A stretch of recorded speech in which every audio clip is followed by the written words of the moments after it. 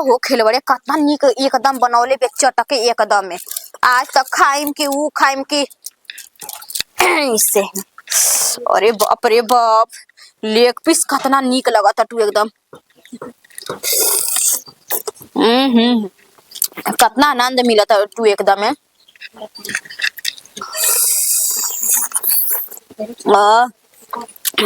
लेकिन कुछ कह, एकरा हाथ में एकदम जादू नु बाटे हो। कितना सुघर बनौले बिया, जैसे ही अब बनाई न वैसे ही एकदम तुरंते हमें सड़ा के मानी एकदम।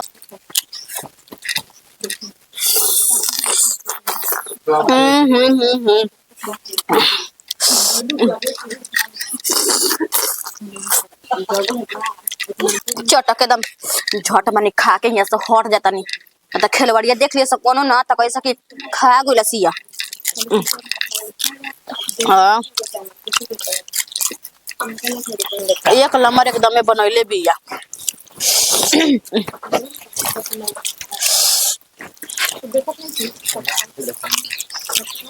आजी आजी मने कनिया बना के से सब कोई खइले बिकरवा खाए लगनी।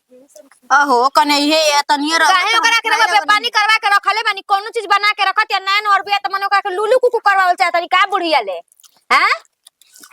कतना ना खाए पेट नहीं खे भरत, हमारे तीती बाल बच्चा जी नहीं खे खइले और रवा लेके कराइए बैठ गई। चुप रह, सब कोई खा ले ले बा। अब तो बतिया मने एको पीस ना धराला, एको पीस ना रौरे खातिया ले 2 किलो ले हैं निक लागत। मने अब कितना खइला चाहतनी, अब अभी नहीं के फैलल से सबुर भइल हैं। को मिने का खातनी तो के का मिने खातनी हमने के तुम्हार मर्दा के खातनी ना लियो त छितरा गइल ओइ में के ज्यादा। अरे बाप एगो आदमी सबुर संतोष से खाला त चलो सबुर संतोष से खाता आदमी एकदम छाछा लाला पर बा हमारा घर में, एकदम छाछा लाला परल बाटे। ला खिसिया मत तू खा हटी ला ला ला ला हटानी के नहीं की हटाता बुझाता कि ढीड़ भरते नहीं खे देख खा सामान्य कुकुर के भी ना बोलल त हम त इंसान है ढीड़ में समाता जी। आवत नहीं बुढ़ी त न छ बताया देता नहीं हमहू हमनी के अलगा करस अलगा हम रहब हमरा एक में नहीं कराला के काम होई त कातनी में मर मर के कर के बाले बच्चा ना पाई त आ त ठीक है बा। हम रोज रोज खसी भेड़ा खात रहम खाए खसी भेड़ा जांगर ना चलेला बनावे घरी जंगरा में आग नु लग जाला। तू ही काहे को बना के दे दे त कहत नहीं आग लग जाला। आई बे कनिया जब से बनावत या खियावत त बुझाता के पेटावे नहीं के भरत भागन है यहाँ से बक बक करता रू बड़ा बड़ा बड़ा बड़ा खाली कइले रहत रू एकदम में हैं।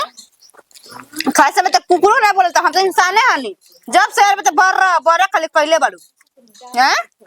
बाप हो बाप, हमारा घर के डुगी डरामा या तना हमारा घर के डुगी डरामा बड़ बाटे नुआ तना की का कहे खातिन के हां। आदमी कोनो चीज बना के रखता था हुरे लागता ई लेके अकेले पेट के हुरे लागता री अपनो बाल बच्चा के नहीं की देखत पेटवा निक बनावले रहलिए कनेवा। हां पची ना पची कह के जाता नहीं रवा देखल करम ना पची आवे दी बुढ़िया के तब हम देखी काट करता नहीं। अच्छा ठीक बा, डोम के सरा पड़ा से डांगर ना मरेला जो नहीं हिसाब भइल बा तू सरा पता तो तोरा कुछ हमरा हो सकता हो देहियो मत ना कियो ना असर करी हम। ठीक बा हो आप सब ठीक बन तू तो आवतो नहीं को घूमे हमरा के हो दीदी आव ठीक है ना दीदी ले बस अभी ठीक है बा कहिए आइबू एक चार बाबूगा ठीक बा चल रख ठीक बा। हाँ ठीक बा कने तारा के त बिया में बोलल त गिर के आ गोड़ हाथ तूर ले तड़ुआ कहत त घाव लगल त कैसे आई कहां आइलू ठीक बा। का हो कहनी अनु कि खाना बना देनी। हाँ हाँ चली खा ली। अच्छा चलो तनी कनी सब कोई खा लेलस बड़ो बड़ो खा लेलन जा तो मम्मी जो अखिया में का तो पर बोलतन देखी तो का ई परा ले तो तू दम इथी भइल बड़ का पर गई ना अभी कोई नहीं के खोले कहनी अनु के पानी डाल के बन एथी कर देनी है आचिया लगा देनी है चली होई गुल खा ली। ए मम्मी जी हमरा ई नहीं के बुझात कि दीदी जी का हमर से नहीं की बोलत बड़ा की। अरे वो सही अठलो हर हिया खेलवाड़ी हिया अभी तू नहीं खुद जानत जनलू लेकिन हम वहाँ के का कइले बानी ओ चाहे ले नु त देश दुनिया ऊपर हम ही सुंदर बानी, हम ही ढेर निमन बानी। जनलू चाहे ले त हमारा आगे कोई के बड़ाई मत हो, कोई हमारा से इथी मत करो। जान जइहा ऐसे उ करेले। जाए दी घर में जानता नहीं मम्मी जी, हमार माई कहले ना कि कोई अगर एगो टेढ़ो बानू त नीमन से तू रह, उहो प्यार से तो सब कुछ जीतल जा सकेला। लेकिन जहिया से माइल बनी दीदी से तना प्यार प्यार से बोलते नहीं, वहां के हमरा से बोलते नहीं कि आ सुबेरे में ना अपन लइकवा के सिखावत रही ना कि चाची से मत बोली हसन, आ हम ओइजे सुन लेनी है।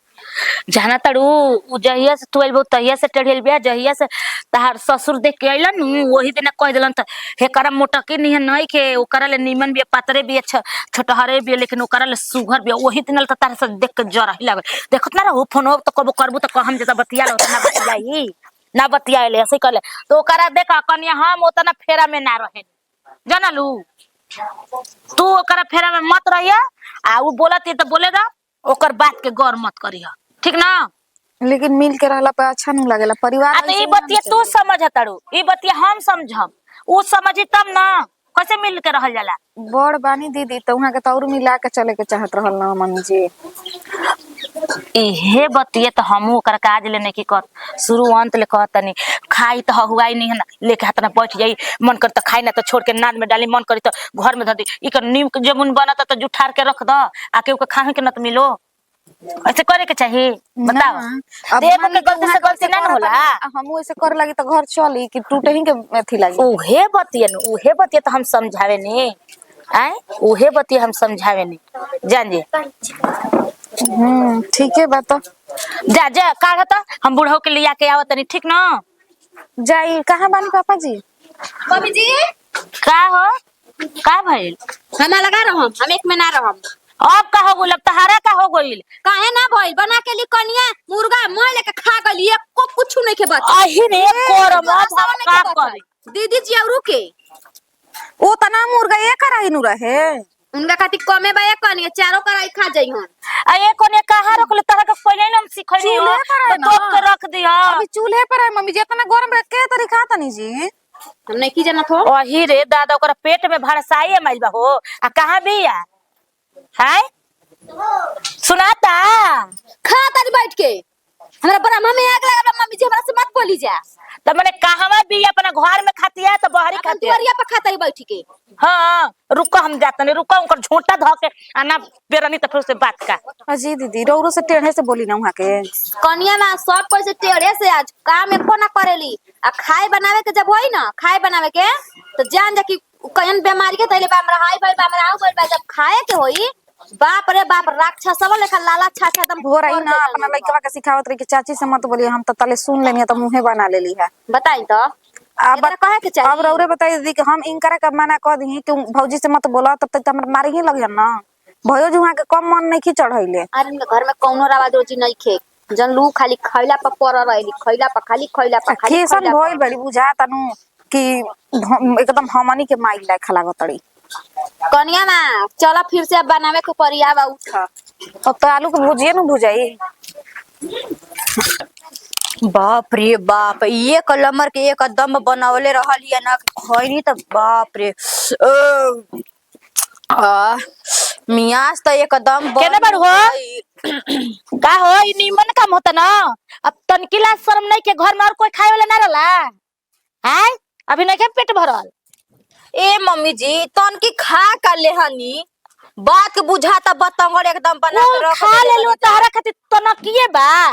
हां काहे नहीं के तनकिए जी बताओ घर में आदमी नहीं कभी ससुर तहर नहीं कर रहल है जे बॉडी एकदम हां वो तो नीक बनाइला ही रहलैया। अपना लूरे सहूर नहीं खे, अपना बनाए के कबो धरने न टटला आ दोसर कोई बनाई त लेके थरिया सोख जेबू। ये ना तार काम बा, और कौन काम बा?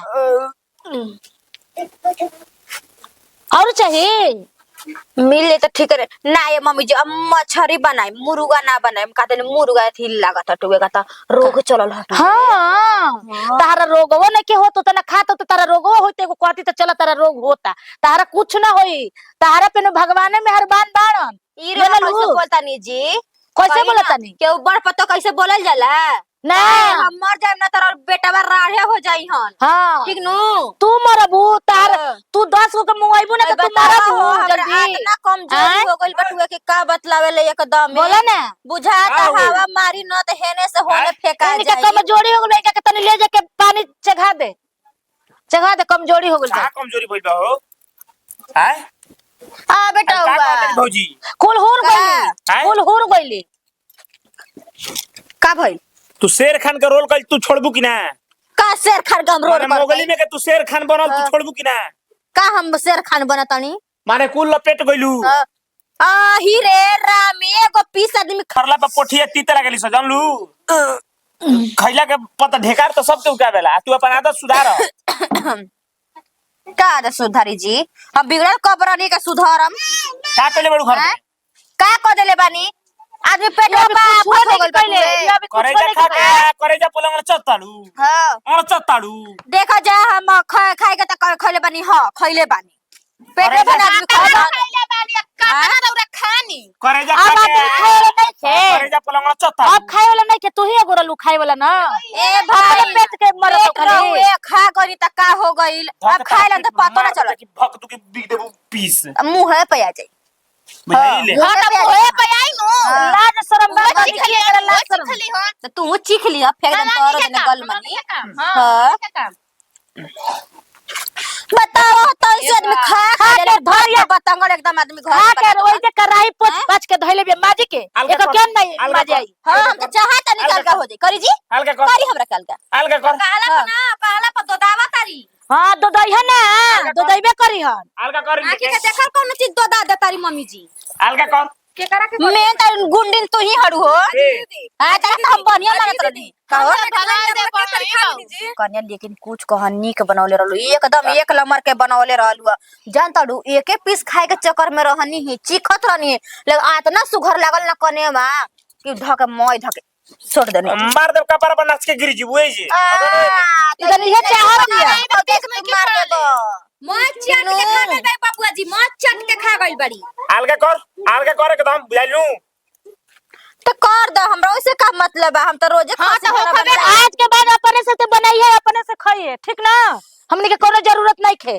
चल जे जंगरा बाबू बाबा छोड़ देला के बाद में तो कौवा के निकाली भाजी तू ना रह तू रता जे भूख भक में का कौवा सुतत के निकाल ली का तहार ना होई तहार अतर बतियावे पहले के बाद में तो खूब बोली निकलेला का ऐसे ठंडा जाई हन पहले के बाद में तो बोली खूब निकलेला तहार तो जइया ना झोटा धरी हम मने काहे छोटा घर हमनी का ठीक नु वो तो हम तनी धर का तनी धर धर मैं रे हमार धन चट डिंग धर लियो सन नेवादा तनी धर एजे भी लइकिया बतियावे हाँ। बॉडी बना के रुको हां बॉडी अब कौन बॉडी बनाई हो और सिक्स पैक ले प्लंजर पैक को ले लू अब का बनाइबू बॉडी एकदम देह एकदम ड्रम में कोसे लेके भइल रही पर उहे उ चाहते भी है सीमेंट के व्यवस्था अरे कर उ जा तो जिंदा लाश भइल बिया जिंदा लाश एगो जिंदा लाश ओकरा कहल जाए जब लाश इतना बस करे बता निमर से का करती हूं अब कहते बड़ू चला जोर सर खाना बनाओ जा हल्का कर ओकरा का हल्का कर छोड़ दे खाना दाना घर में एगो काम मत मत करियो भूखे रह जी छोड़ हम अब लोग रखते हम भुजिया हम होटल में से लेके आवत नहीं खाना मत बनइयो घर में दे अलगा कइले बिनु महकता घर